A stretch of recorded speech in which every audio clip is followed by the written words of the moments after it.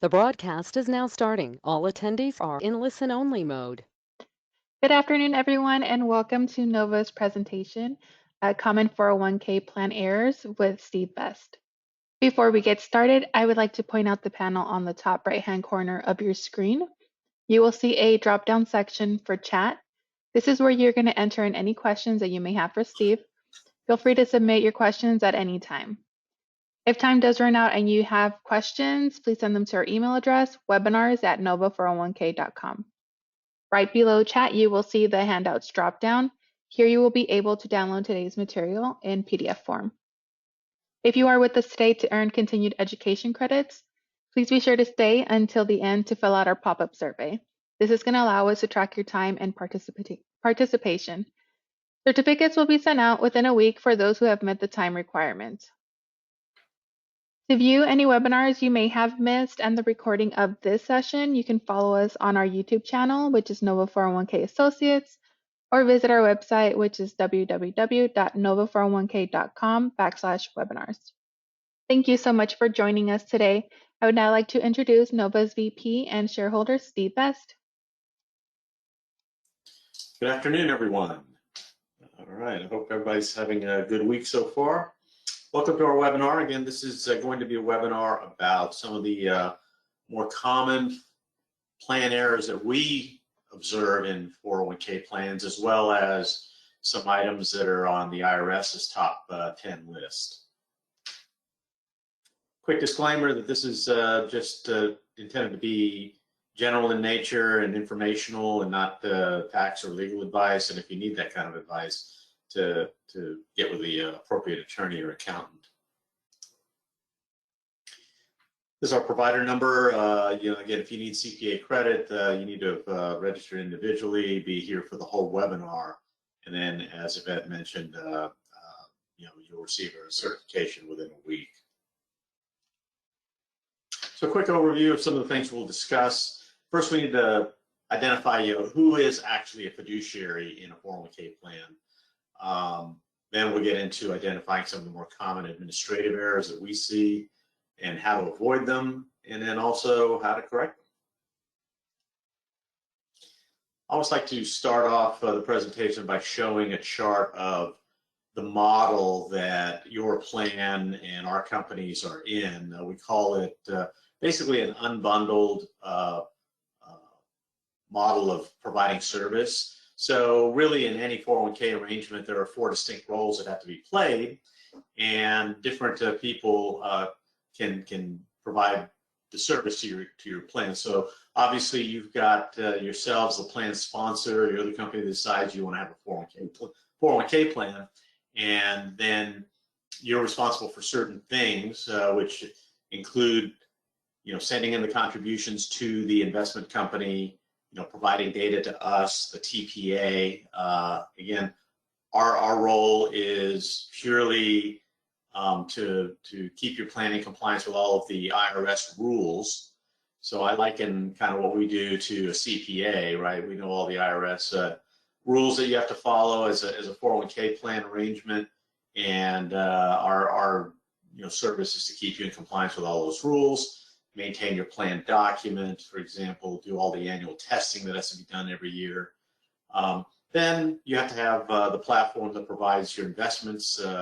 We call it the investment provider, or possibly you've heard the term record keeper.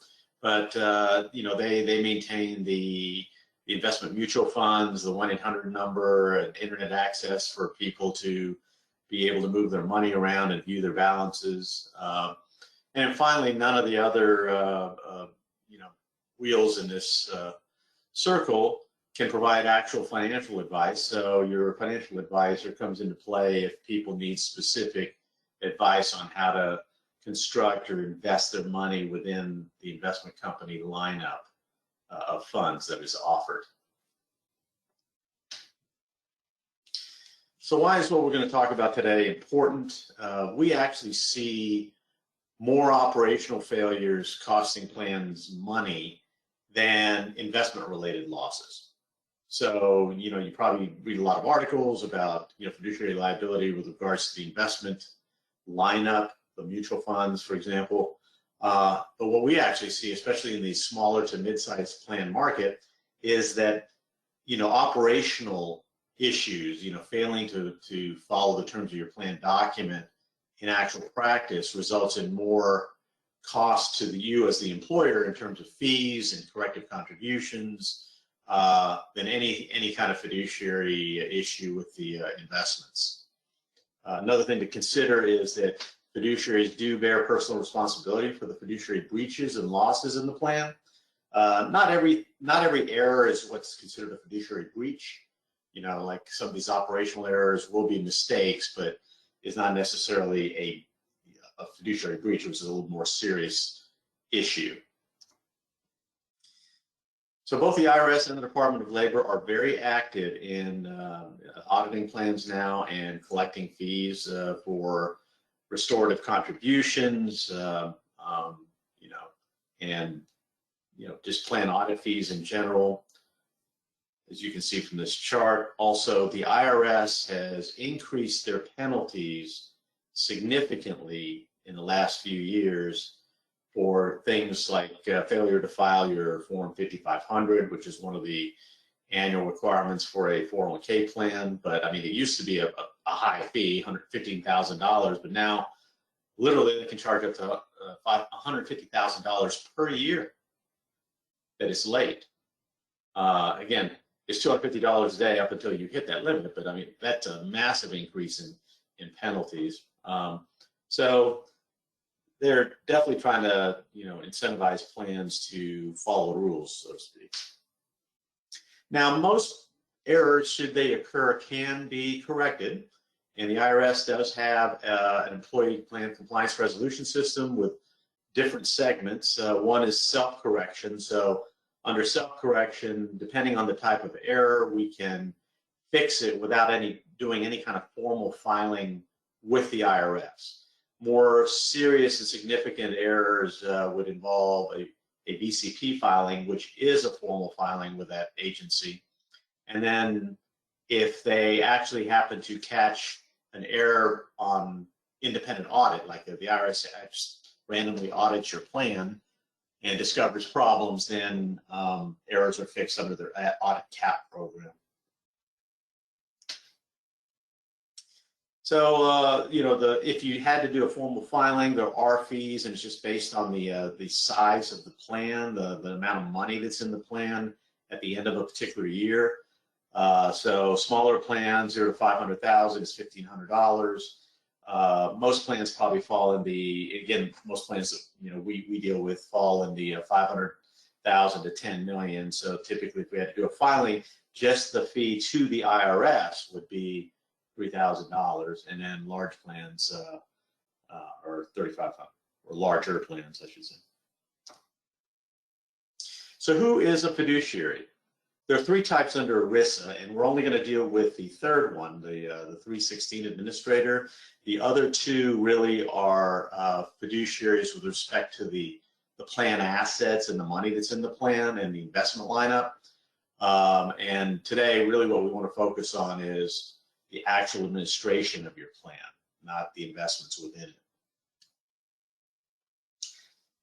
Pretty much any individual or entity who exercises any discretionary control over the plan administration, or any control over the plan assets, or renders investment advice to the plan for a fee, is going to be considered a fiduciary. So examples of such individuals are obviously the investment advisors that we mentioned before in the chart. The trustees of the plan, they really are the most powerful fiduciary a plan has, because they can delegate duties to other people at the company to handle certain things. Those people would also be, fiduciaries. The investment managers that invest or handle all of the mutual fund investments, that actually trade the funds within these mutual funds that are in the plan. If there happen to be an administrative committee, which is not required, but if there is an administrative committee making decisions regarding the 401k plan, everybody on that committee is a fiduciary.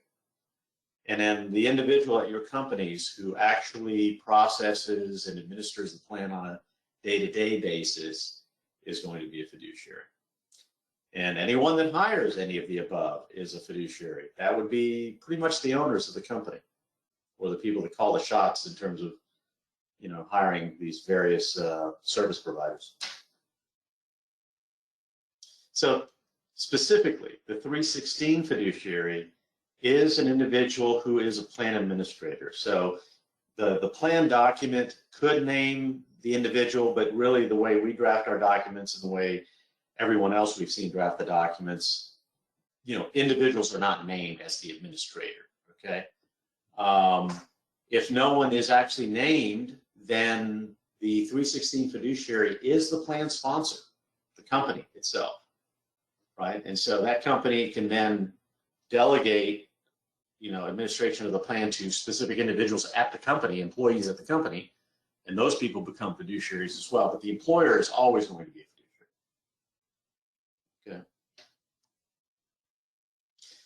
So isn't NOVA or a 316 fiduciary? The answer is technically no. If you read our service agreements, we are providing administrative and ministerial functions to the plan. So we do prepare the testing each year. We do prepare the 5500. We might be involved in reviewing loans and distributions, but we don't actually sign or approve any of those. And it's the individuals ultimately who, press the final approve and signature buttons on the websites and or sign the forms that are the fiduciaries. We're almost like a CPA. A CPA might prepare your taxes, but at the end of the day, you're the one that signs the form, and should there be an error, you're the one that is going to be responsible for the error. Some of the duties that you have as a 316 administrator involve distributing the proper annual notices, distributing summary plan descriptions, approving loans and distributions. One of the most important is remitting or sending in the contributions to the investment providers that we work with. And we work with a variety. Some of you may be with John Hancock or Voya or Empower. I mean, we've got about 10 or more partner firms that we partner with. But getting the money into those institutions is one of your most important functions.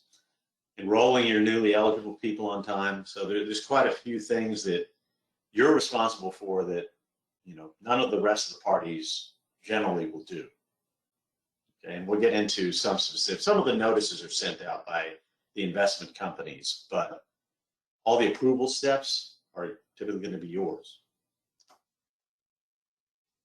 So getting into some of the errors that we commonly see, one of the big ones that we fix a lot is the failure to amend your 401k plan for current law changes. So as you know, and probably seen correspondence on, Congress just passed Secure 1.0 and 2.0, which had sweeping changes to the retirement plan industry.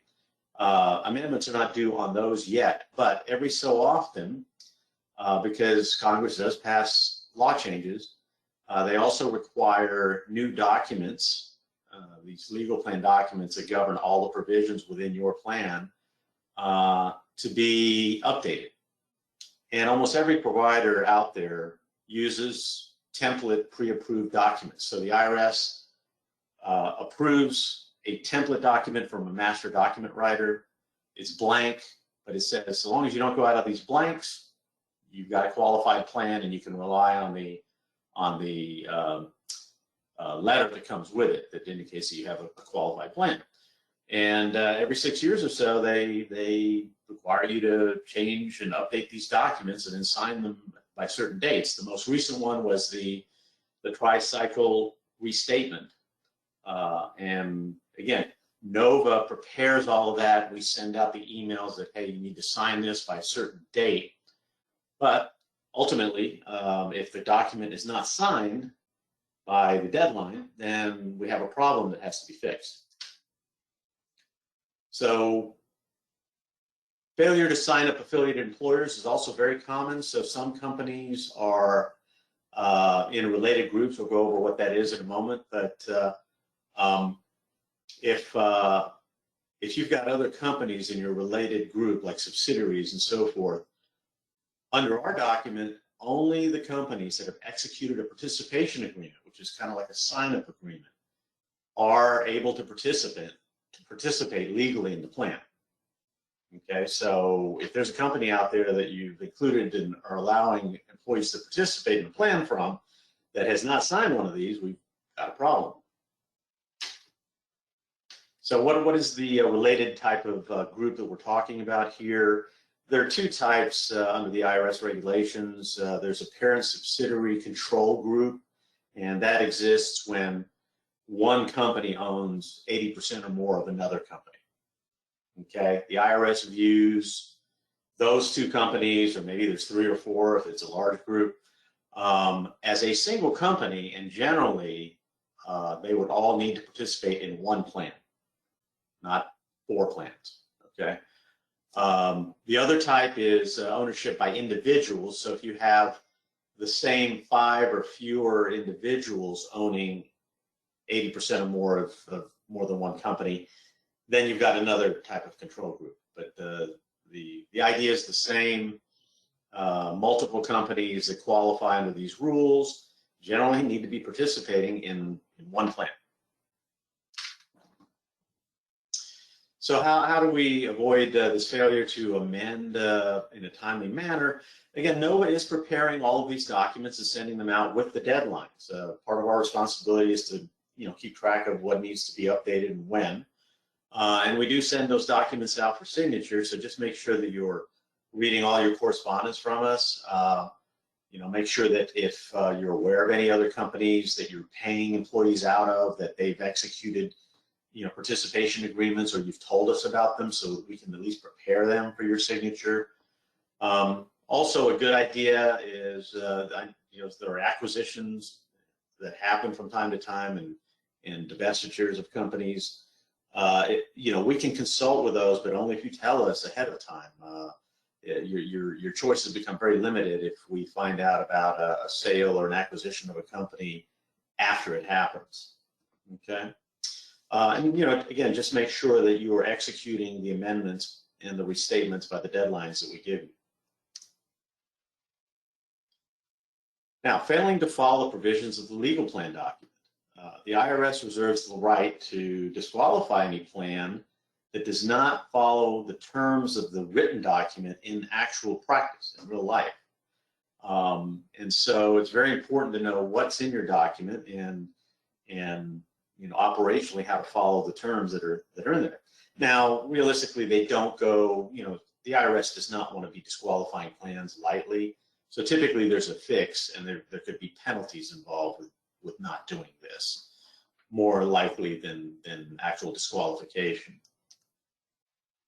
So one of the terms in the plan document that really needs to be followed very closely is the definition of compensation.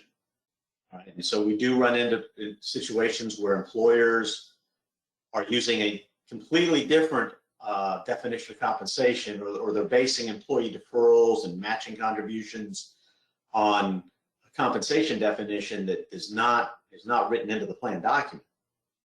Okay, and that results in participants receiving incorrect allocations into their accounts. So just so you know, most plans that we write define compensation as total gross W-2 pay. All right. Can you exclude certain items like bonuses, commissions, overtime? Yes, but it has to be written into your plan document. You can't just be doing it because it makes sense to you and that's the way you think it should be done. I mean, it's got to be written into the plan document. So if you're not sure, what your definition of compensation is in your plan document, I suggest that you talk to your NOVA account manager as soon as possible, so that you can make sure you've got it straight in your payroll system. So, for example, if you have a company that adopt a matching formula, and they program the payroll system to calculate the employer match using a base definition of compensation, which excludes overtime and bonuses, and the document doesn't have that in there, then there's a correction that has to be made, and it involves making up contributions on those improperly excluded overtime pay and bonus components, right? Typically, this type of an error can be self-corrected, meaning we don't have to do a formal filing, but the true cost is to you as the employer because you're going to owe more money, right, that you didn't expect to owe, and depending on the size of the problem, it could get very expensive.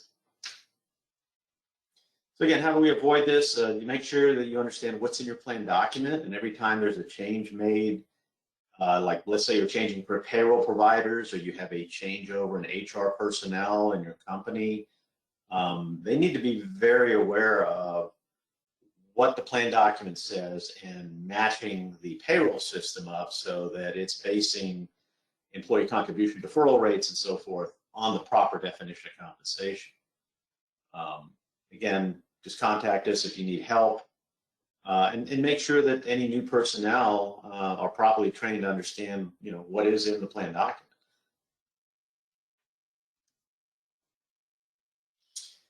You have to remember that all that matters when you're talking to new employees and offering them the plan for initial entry, all that matters is the plan document. It doesn't matter what your administrative policy says. It doesn't matter what you might have put in an offer letter. All of that is completely irrelevant when it comes to determining who's eligible for your plan. All right. So we run into problems all the time where employers are either not offering the plan on time. It could be too early. It could be too late. We see both types of problems.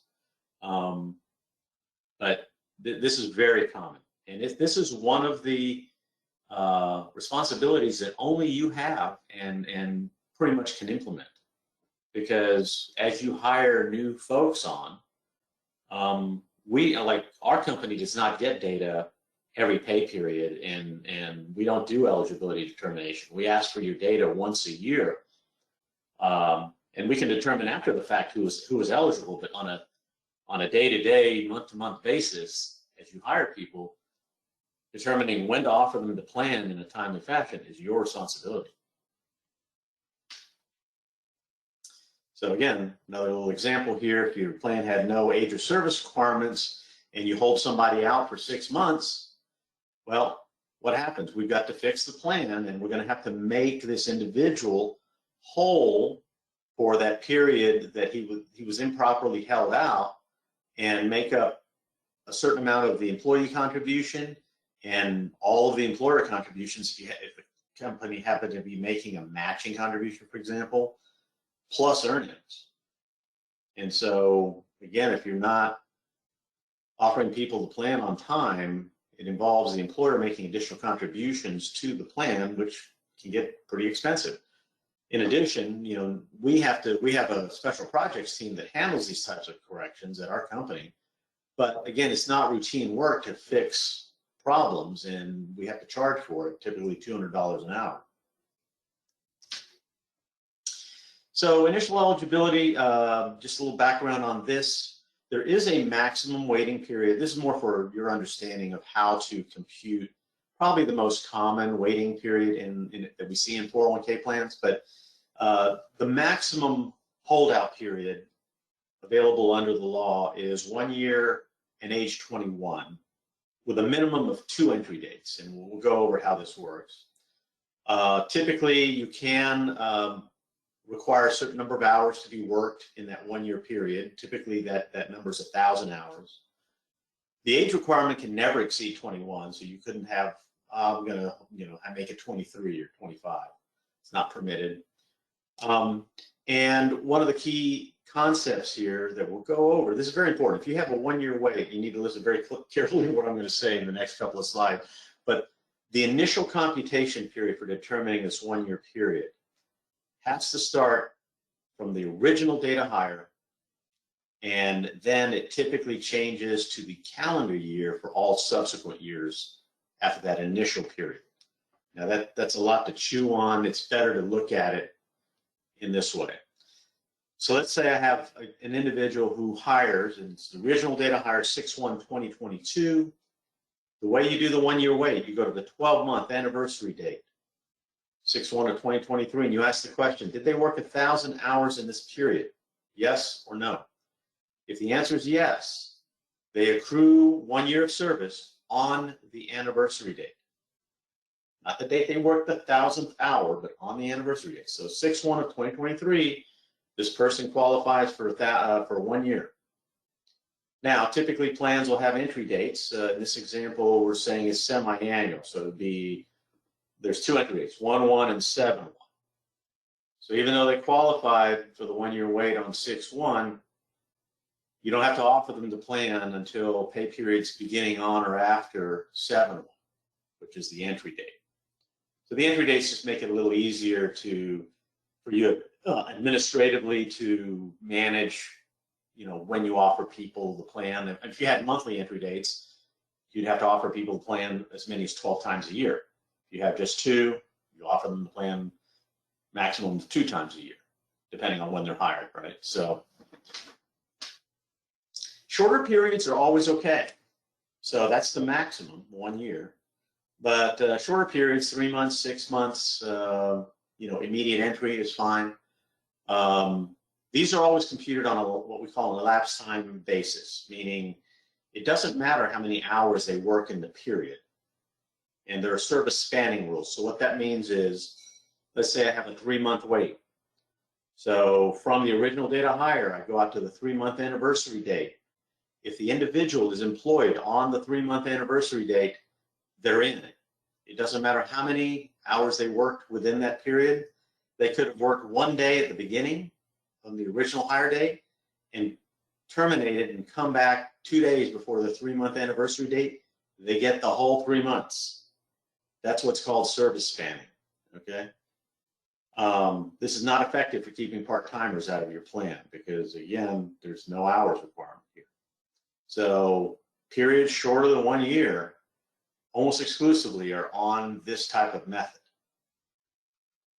So it's easy to calculate, but just keep in mind it's not going to keep, part-time employees out of your plan. So quick example, actually not, this is a different example. So another problem that we have is when plans exclude certain classes of employees. So for example, if you have a plan that excludes hourly employees under the terms of the plan document, or actually the plan document has to be written. If you're going to exclude hourly employees, it has to be in the document. There are blanks for excluded classes, but if you're just doing it in practice and your plan document doesn't have that exclusion in it, you've got a problem. All right. There's also a limit to the number of people you can actually exclude. Generally, that number is about 30% of your non-highly paid people. So if your class was half your population, and I'm going to exclude hourly, and it's 50% of everyone that works in my company, you're going to fail one of the non-discrimination tests that we have to perform. So another common exclusion, part-time, seasonal. The IRS does not like what we call service-based exclusion language in the document. And that means like part-time, seasonal, temporary, things like that.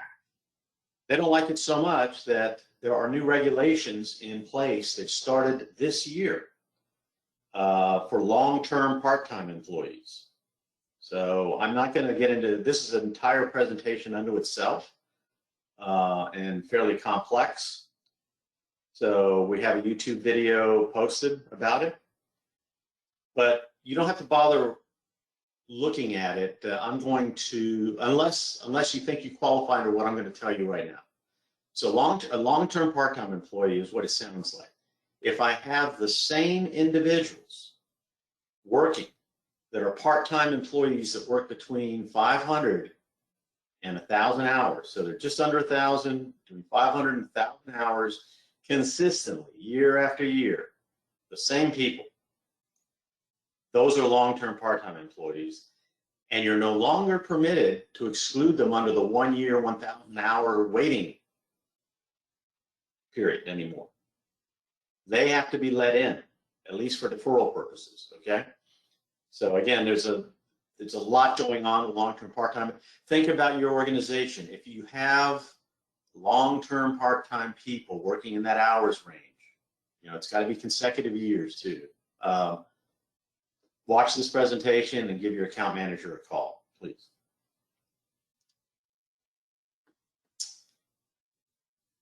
So again, how do we avoid this problem? It's all about being aware of what's in the plan document. So, you know, what is the eligibility and waiting period that's written into my document? What are the entry dates? Do I have any excluded classes that I'm actually, you know, leaving out of my plan that are not in the document, right? Generally, we don't, you know, most plans do not exclude any kind of class of employees. So, you know, if you're aware as an HR individual that, oh, I'm not offering this to my part-time people, right? That exclusion would need to be in the document somehow. It's also good practice to collect declinations of participation, right? When people become eligible, if the IRS came in to audit, the first thing they're going to say is, prove to me that you offered this plan to your people on time. Well, how are you going to do that? You know, you could give everybody a form and require them to, even if they elect 0, to turn it back in, right? Or, you know, if you're sending out your enrollment materials via email or some electronic fashion, I would save those emails, right? And who was on the string when you sent them the information. So it's like, here you go, here's our enrollment email, and so forth.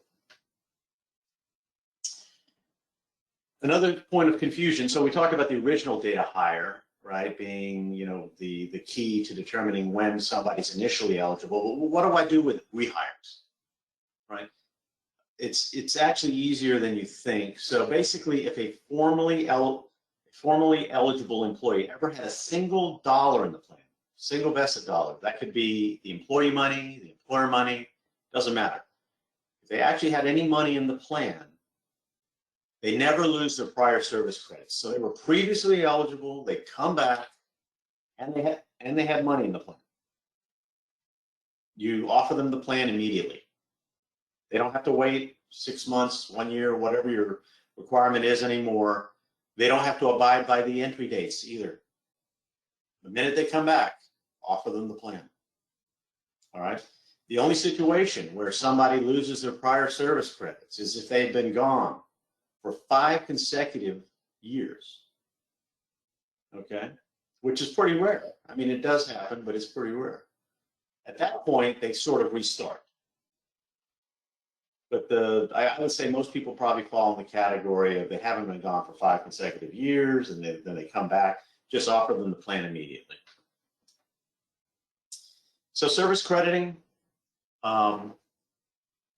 just again, some clarification between how do I credit service, which we went over for initial eligibility, and how does it work for vesting? Because it is a little bit different, right? I mean, as you saw for initial eligibility, that first computation period for a 1-year wait crosses calendar years, right?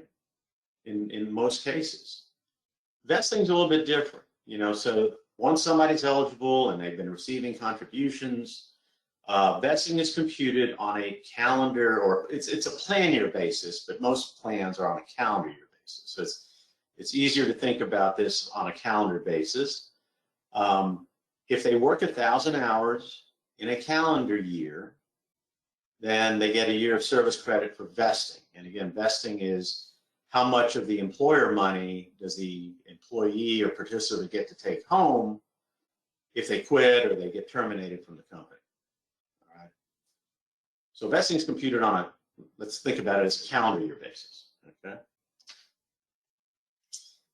Another point of confusion, some plans have additional conditions to receive the employer money.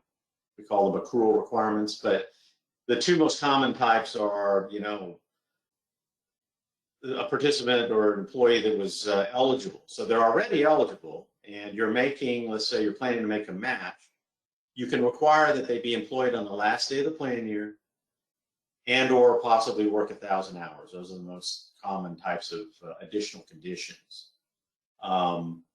So don't confuse those. I mean, the person was eligible.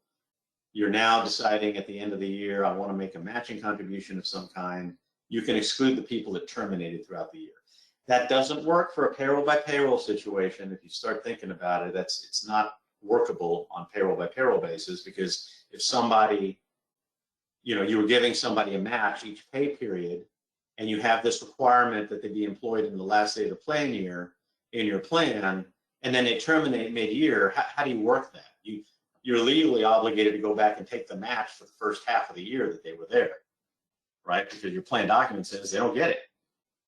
So anyway, payroll by payroll and those accrual requirements, we don't pair together in the plan design for you, but this is just more informational than it is an actual problem. So plans can also allow for loans, and there are certain rules that have to be followed. If they're not followed, then what's considered a loan, which is not a taxable distribution, right? Because the individuals repay their own money back to themselves, essentially. But if they don't follow certain rules, then the loans do become taxable, as if they were distributions. So the most common type of problem is when loan payments are missed. So I've got an actively employed person, and maybe I don't start their loan repayments on time, right? So once they become delinquent, I've missed loan repayments for a certain period of time, you have to fix that problem within a certain period of time, or the loan is considered taxable. So the loans have to be cured or fixed basically within a quarter, the quarter following the quarter in which the first payment is missed. So if I become delinquent in the first quarter of this year that we're in now, I have until the end of the second quarter to make that loan current, either by making up the missed payments, or they could pay the loan off in full within the cure period. But if I miss that deadline, the loan becomes taxable. All right. Now, some of your investment providers are tracking the loans and when they might be in default or be delinquent for you. Others do not. So, be aware that this is up to you to be looking for in most situations, right? Like if I've got terminated people, it's natural for their loan to cut off. That's not a problem. I'm worried about my active people and not making payments for them when they have loans, right? So what do we do if we have to fix a problem? If it's before the cure period, you simply catch up the loan repayment, or the loan might be, you can re-amortize the loan as well, right? So that they don't have to make up the old payments. But when you refinance a loan, right, the payment goes up for the individual. So depending on how much that is, that could be an option. After the cure period, the loans can still be fixed. It used to require a formal filing with the IRS, believe it or not, but the IRS has now been a lot more flexible, and you can fix a loan without any formal filing by essentially, refinancing the loan, right? Now, there's some rules that you have to follow, but they can be fixed after the cure period. So how do we avoid this? Again, like I said, some of your investment providers are monitoring when loans are delinquent, or they haven't received a payment within a certain period of time, right? So those types of organizations will send messages through the message centers on the websites to the plan administrators, right? Or emails. There's various ways to do it, but you need to be, you have to have your radar up and be watching for these types of email correspondence and or alerts in your message center, so that you can be aware. Also, it's a good idea to periodically review your payroll records, right? Like, show me everybody that has a loan deduction coming out, right? And then compare it to the individuals who actually show that they have loans at your investment provider, right? And see if it matches up, right? Obviously, if it's a terminated person that matches up, that's fine. You would expect potentially a loan to be out there, but not in payroll because the person's terminated. But for my active people, it should line up. So, also, just to make things easier, we design our plans so that only one loan at a time is available. That's not a legal requirement, but it sure makes your life a lot easier. If you allow for multiple loans, I would say you might want to consider amending your plan to just allow for one, just to make it administratively easier for you to manage. Another very common problem, we must fix 1,000 or more of these every year. The timely deposit of employee contribution money. All right, this is a big DOL issue. If you're a small plan, they've got a couple of different standards depending on the size of your plan. If you're a small plan, meaning a plan that has less than 100 eligible people, you get 7 business days to get the money out of your general ledger and your company bank account and over to the record keeper, Hancock, Voya, whoever, right? This does not apply to your employer contributions if you're making one, right? Your match or profit sharing or whatever. But for the employee money, you're not allowed to hold on to it for too long. It's considered a prohibited transaction. All right. The other thing about this 7-day business standard for small plans is if you make one contribution outside of that 7 business day standard, the DOL, if they audited you, could say, we're not going to let you have that standard anymore, and now you're on this one. That's for large plans. In the large plans, it's a little confusing, but their standard is you've got to send in the money as soon as administratively possible, but not after the 15th day of the month following the pay date. You can forget about that second bullet. The DOL takes a position as soon as administratively feasible is when that's your standard as a large plan. Now that's a gray area, right? I mean, what does that mean?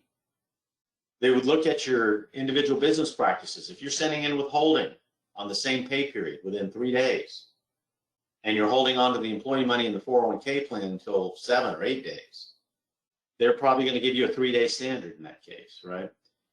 In our practice, usually the Department of Labor will allow you as much as maybe 3 to 5 business days max. But it is all facts and circumstances. So what's the correction? And like I said, we process hundreds of these every year. So this is not an uncommon problem. But you as the employer owe each of the participants lost investment earnings for the period of time that the contribution was late. All right. It's also a prohibited transaction, which requires a penalty to be paid on an excise tax form. Now, unless it's a really bad problem, the terrible thing here is that the amount of earnings that we compute for most clients and the excise tax related to those earnings is relatively small. Like sometimes it'll be like $50 or $100, right? The problem is the calculation method is very tedious, and we might have to charge you $700 to do a calculation for a $100 problem. Right? So, you know, what do we do about this? We want to make sure you understand what deadline applies to you. Are you a large plan, small plan, right? If your 5,500 is an SF, a short form, then you're a small plan, and you can apply the 7-day business standard, for example. Set up procedures to ensure that your deposits are made in a regular fashion. I mean, what matters here is consistency. You don't want to be sending in contributions in 2 days and in 3 days sometimes and in 5 days other times, right? It would be really good if you're just super consistent, right? Because that's what the DOL will look at if they come into audit. The other thing, if you can, a lot of the new connections with the payroll providers allow for what we call a 360 connection, where if you know your payroll company and your investment provider, you know, again, Hancock, Empower, whoever, can work together so that the contributions from your payroll go in automatically on a certain date. You know, you enter the information for the payroll deduction in payroll, but it gets remitted automatically through this connection to, you know, your investment provider on a certain date every week. So it's nice and consistent, and you don't have to do it manually. So just consider that as a possible solution. We highly recommend that. That's what our plan does. So another big problem that we fix a lot of is putting the money, whether it's employee money, employer money, into the wrong bucket, into the wrong money source. So 401k plans are legally required to separately account for the different contribution types. Okay, so employee deferrals, Roth, match, safe harbor, they all have to be put into a certain kind of bucket at your record keeper, a line item. Like when you look at your benefit statement, if you're a safe harbor plan, you might see pre-tax employee deferrals, you might see a Roth line item, you might see safe harbor, right? But you don't want your safe harbor match going into a regular matching source, because that matching source probably has a vesting schedule attached to it, and the safe harbor source does not. Safe harbor by law is always 100% vested. So if you commingle money, it's got to be fixed, otherwise people will be paid out incorrectly, which is a big problem. So if your plan ever, where we find this to be a problem is when plans go from being a non-safe harbor plan, right, like a safe harbor match, to a regular discretionary match. Usually that happens once a year, but most people will just follow whatever they were doing before, right? They won't think about the fact that, oh, I've got to put this discretionary match now into a different bucket in my record keeper. So we fix a lot of these problems. There are various limits, both the employee and employer contributions, that apply each year, and the IRS indexes some of these limits. So for 2024, if you're under 50 years old, the maximum any one person can put in terms of employee money is $23,000.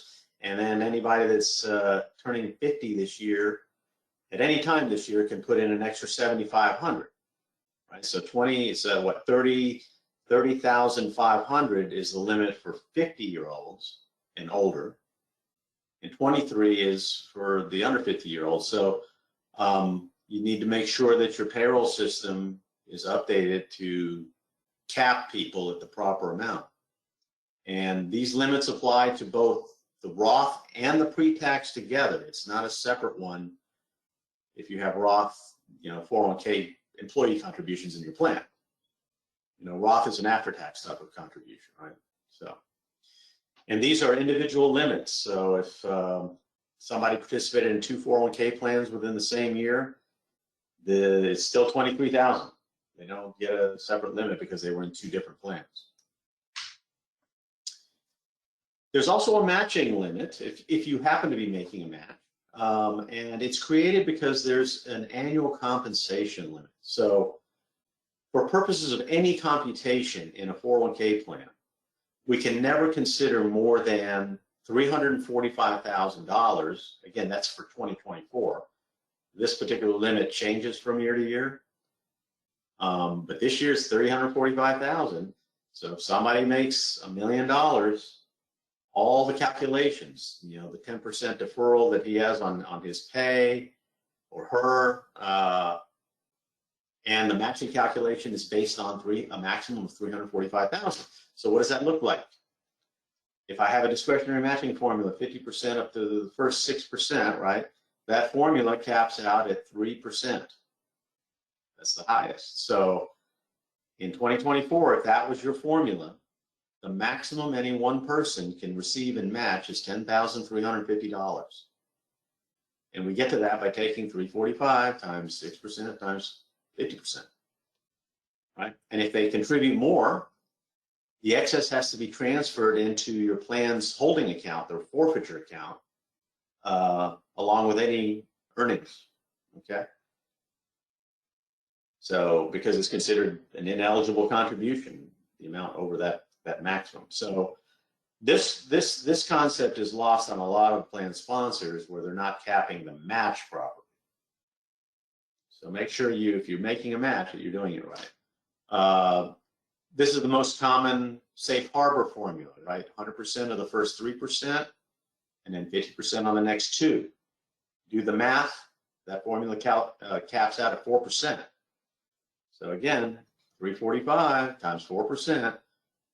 If you're a safe harbor plan, I'm sure we've got some on the call today, $13,800 is the maximum any one person should ever get. So in your payroll system, the minute they get to that dollar value, you cut them off from the match. That's what you need to do, okay?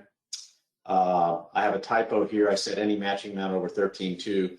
That should be 13.8. Again, gets transferred into the forfeiture account. Again, we'll handle that part. We can catch these problems on the back end, right? Because you're giving us the data and we can look for this and fix it.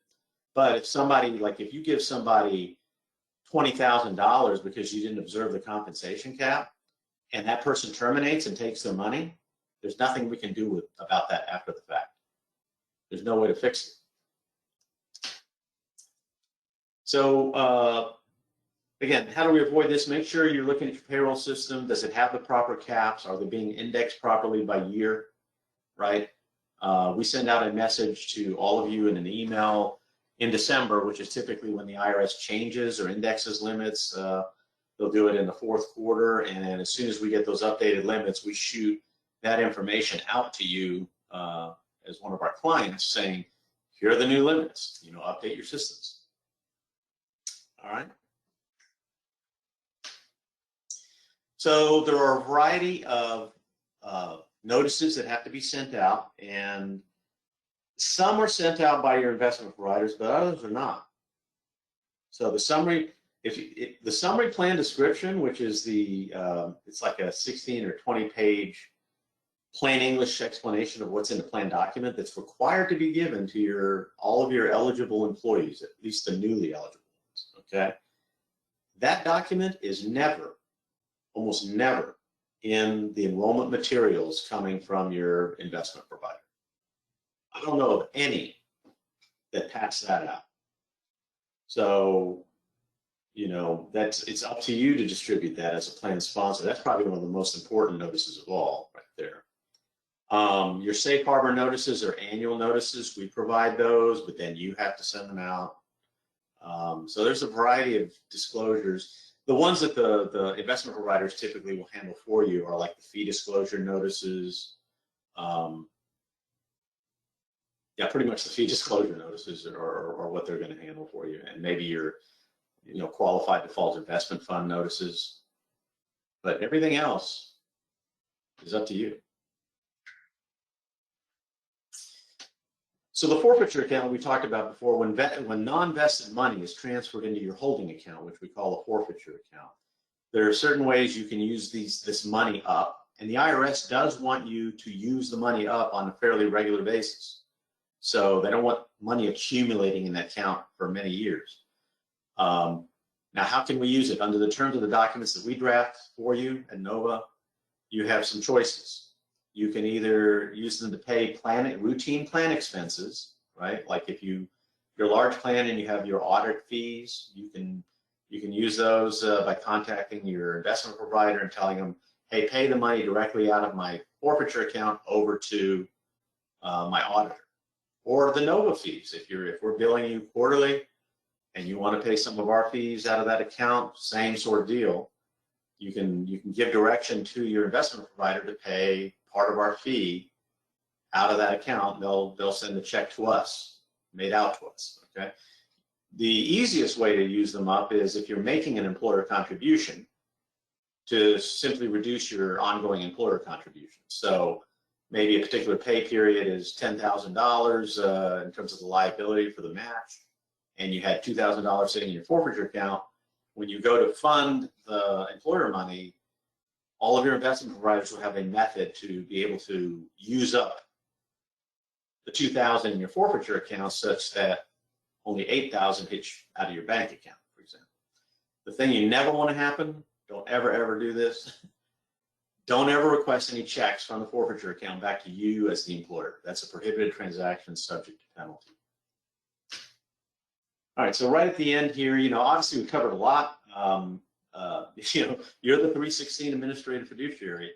What can you do about that if you don't want to deal with all these different rules? And I mean, it's a lot to keep track of.